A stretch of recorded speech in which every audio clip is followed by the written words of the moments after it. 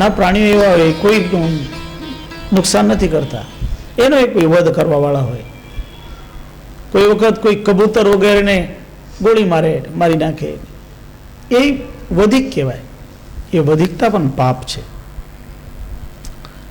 કોઈ સંત મહાત્માને દોષ આપે, એમને દુખી કરવાની કોશિશ કરે, એ પણ પાપ છે.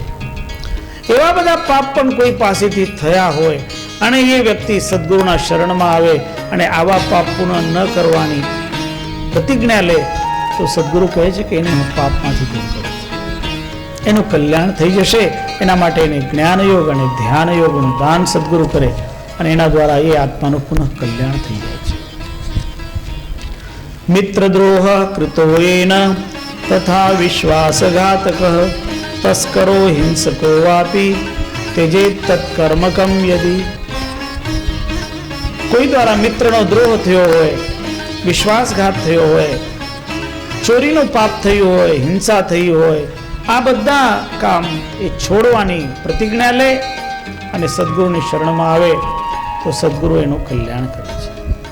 પરસ્ત્રી લંપટો યોપી તથૈવ ગુરુતલ્પગઃ નિંદન્તિ વા શ્રુતિમ સાધુમ તેજેત તત્કર્મકમ યદિ. પરસ્ત્રી લંપટ હોય અથવા ગુરુની પત્ની સાથે દુર્વ્યવહાર કરે, નિંદતી વા શ્રુતિમ સાધુમ, જે ધર્મગ્રંથોની નિંદા કરે, સદગ્રંથોની નિંદા કરે, સંતોની નિંદા કરે, એવું પાપ જેના દ્વારા થયું હોય એ વ્યક્તિ પણ આવું પાપ છોડી દે અને સદગુરુની શરણમાં આવે તો સદગુરુના આશીર્વાદથી એનું કલ્યાણ થઈ શકે છે. એટલે સૌથી વધુ મહત્વ તો સદગુરુના શરણમાં આવવાનું છે અને એટલે માનવીએ સદગુરુના શરણમાં આવવાની જ નેમ લેવાની જરૂર છે.